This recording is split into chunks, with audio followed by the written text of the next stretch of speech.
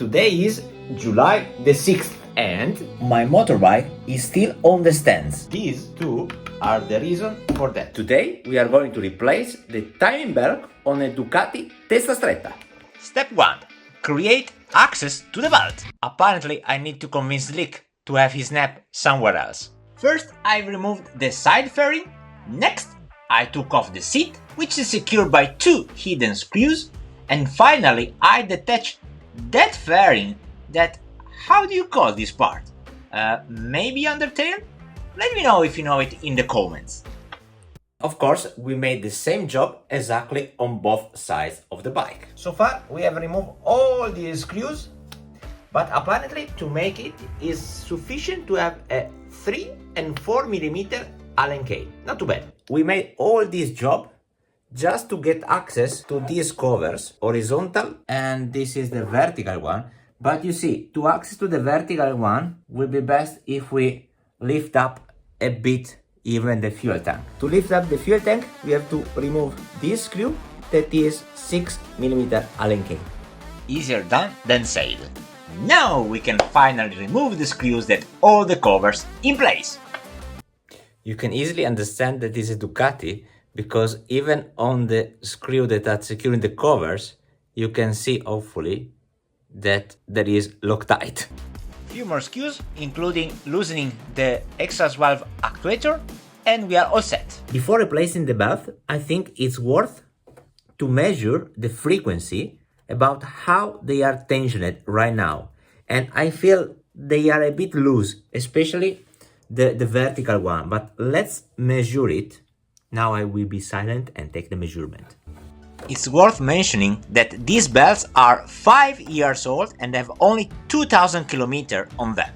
That measure is 84, that is far from being 110, that is the expected right tensioning. Let's see which is the level of the vertical one.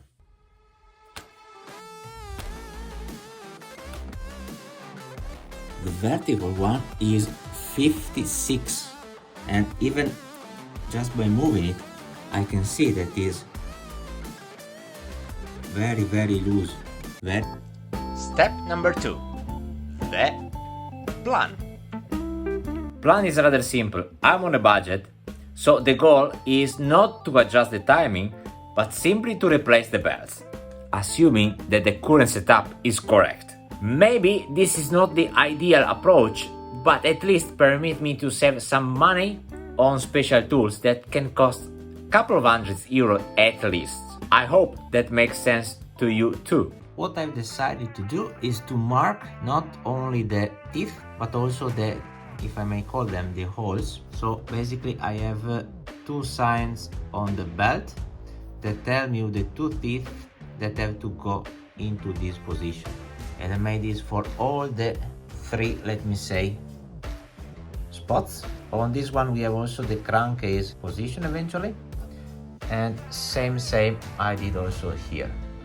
I would say that is not relevant where you mark it. What is important is that it's something that is comfortable for you.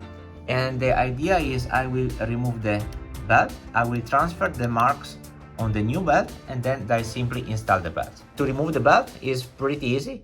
You have just to release this tensioner, then the belt should easily come out. Same above here, you have to release this tensioner here. But before removing the old belt, let's stop and reflect on what can go wrong if we made a mistake. Step 3. Risk time. Let me try to explain you in a very simple way what is the role of the belt. This is a 4-stroke engine, so it means that on the first stroke, the intake, the air goes into the combustion chamber because the crankshaft rotates in that direction and the piston will move down and the inlet valve is open, so the air can flow in. Then on the second stroke, the compression one, what happens? The piston goes up, the crankcase rotates still in that direction, both valves are closed, and we compress the air in the combustion chamber. Then magic happens on stroke number 3, the power one. Valves are both still closed, piston goes down, crankcase continue to rotate, and the explosion generates really the power. And finally, on the 4th stroke, piston goes up again, crankcase still rotates same direction, but exhaust valve is open, so the exhaust gas can go out from the chamber. Now, as you can understand, it's very important to synchronize the position of the piston and the position of the valve, inlet and exhaust valve. While the piston position is controlled by the crankshaft, position of the valves are controlled by the two camshafts, one for the inlet, one for the exhaust gas. Now, on the camshaft, we have the gears, the camshaft gears, and then on the crankshaft, we have basically the flywheel gear. And here is where our belt is connected. That means if we install or we broke the belt, so if we install wrongly the belt or we broke the belt, the risk is that the valve will be open in the wrong moment, and potentially the piston can hit the valve. And if the piston hits the valve, well, just after, engine will be very, very bad. So we have to avoid this situation. That's why it's important to periodically replace the belt, because if they snap, engine is gone. Disaster. Let's hope we will not make any mistake on the adjustment. Now it's time to remove the belt. And once you remove the tensioner, it will be nice to check if it's still good. So this one is not having any play, not having any noise, so can be for sure reused. Maybe have you noticed I created this tool out from wood just to play really very safe and avoid these two gears to move. So very simple homemade tool. Here are the belts. So I've replicated the marks from the old ones to the new one, from the vertical cylinder, horizontal cylinder, and now it's just a matter to reinstall everything as it was before.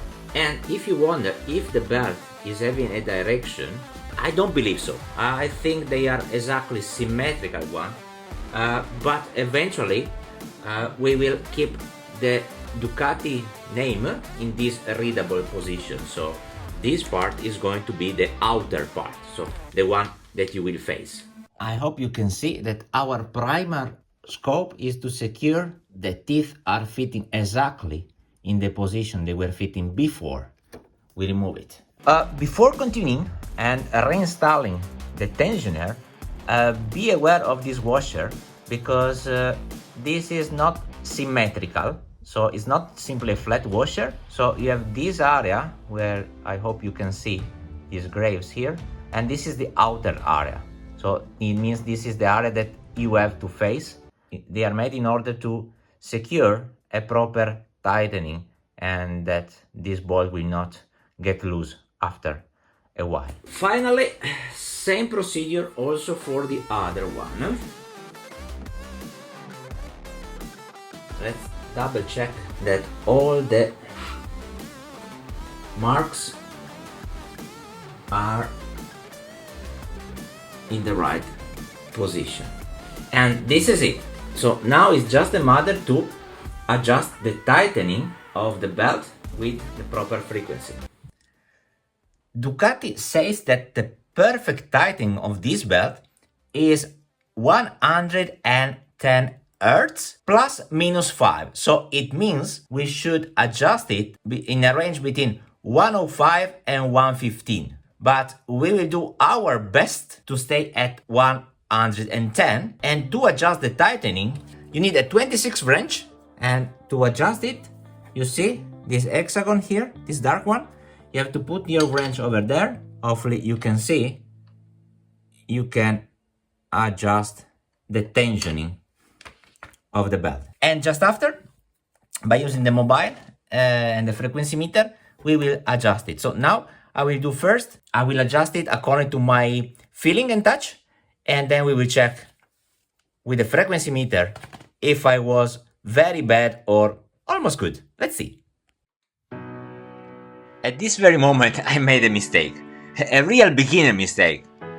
Nothing major, but I only noticed it right at the end of the procedure. However, as I've not recognized the mistake, I've continued and finalized the adjustment and take the proper measurements. 107. Now, to be really honest, the best thing to do is to rotate the engine a couple of rounds and recheck the tensioning. To make it easier to rotate the engine, you'll need to remove the spare plugs. A simple process. First, lift the tank, then remove the coils that are secured by a single screw, and finally, you can take out the spare plugs. The same procedure should apply to the horizontal cylinder. A simple job was not so simple, apparently. The spark plugs are 40mm, not the typical 16. And furthermore, to remove the coil of the horizontal cylinder, you see it's touching the radiators. I have removed this cover here.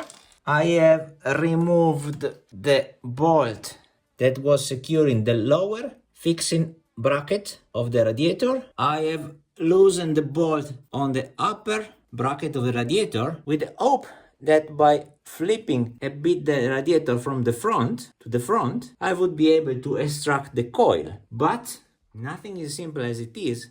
The cap is touching this air intake. I cannot remove the coil unless I start to dismount also this part. And well, this is too much from my side. Being confident that the belts were installed correctly and with the battery almost dead, I decided to do something you should absolutely never do. I ran the engine using only the starter motor. For me, it was crucial just to get the belts moving a bit for a final check on their tension. This approach is risky, so make sure you to avoid it.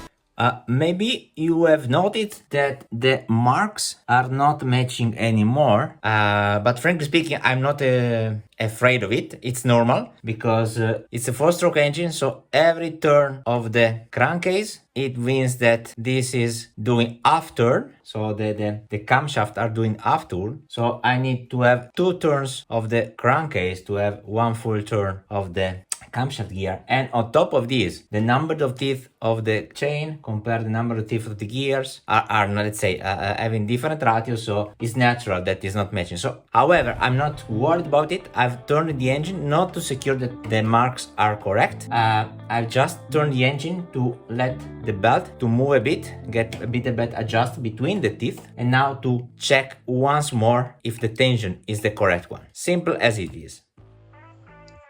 One last check of the frequencies and then we can tighten everything up and reassemble the motorbike. Or can we? Remember, I had made a mistake. And with the help of Lisa, now it's time to tighten this crucial bolt. No, it's not a bolt. This crucial nut as much as we can. Good. And the same we did for the vertical cylinder. And of course, one last check on the tensioning. Finally done. Now all that's left is to reassemble everything in the reverse order of how we took it apart. We are almost there. Final step, start the engine. Moment of the truth.